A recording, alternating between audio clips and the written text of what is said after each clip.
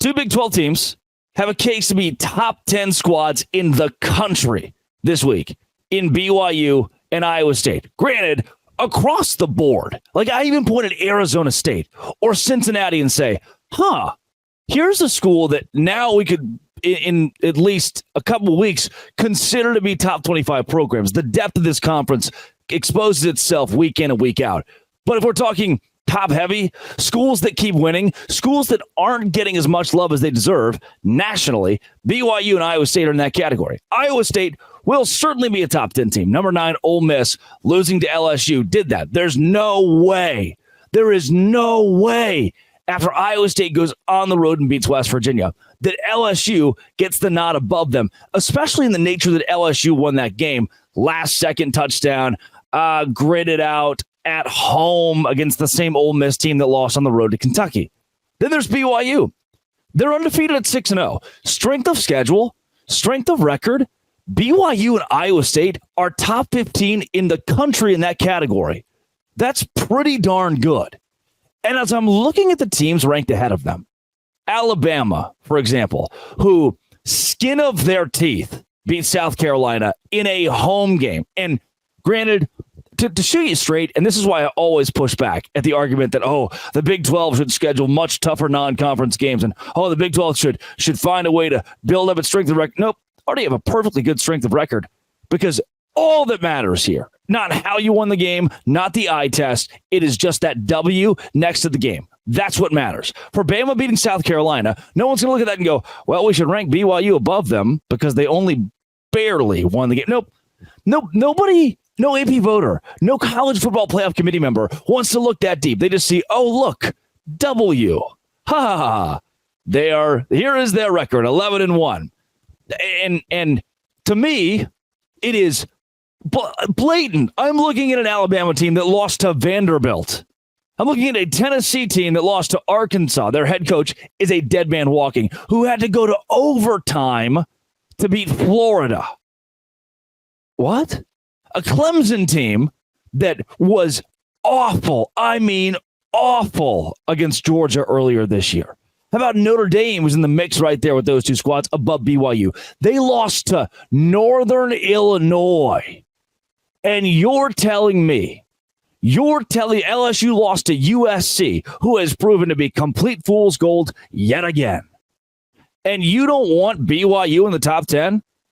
Iowa State's got to sit behind the team that lost to Vanderbilt when both of those schools are undefeated. I get it. It's the disrespect the Big 12 gets. Even if the strength of record is better than those schools that lost their random cupcake game or their random conference game or struggled through everybody else. You go, Drake, what about Iowa State? They struggled. They struggled against Iowa. There wasn't a guaranteed win. Okay. Iowa was a top 25 road victory. And again, they got that W that matters, the all-important W. Top 25 road victory. Iowa has scored 40 points or more twice this year. A miracle, some would say. They're a good football team. Iowa State went on the road and beat them in basically a single half of offense. That's all that the Cyclones played, and they got the win. BYU barely beat SMU. You want to make this case that, these SEC teams are just skating, skin of their teeth, just skating by? I do.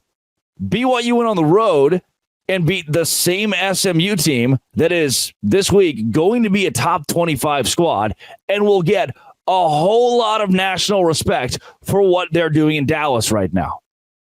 I need us to wrap our head around how if you want to, at the end of the year, in week 12, in week 13, if BYU's 9-3, if Iowa State's 9-3, at that point, you make the case that, you know what, those schools shouldn't be top 10. Obviously, sure, but resume-wise, I cannot meet you, okay?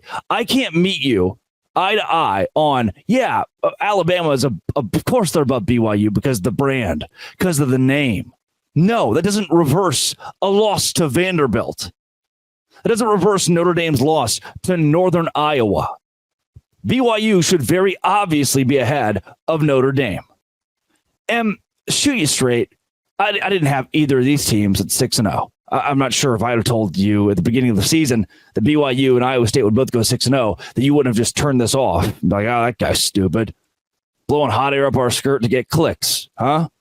I had Iowa State at 9-3, losing to West Virginia this week. Preseason, I had them starting 5-0, losing to West Virginia, 5-1 start for the Cyclones. They're 6-0.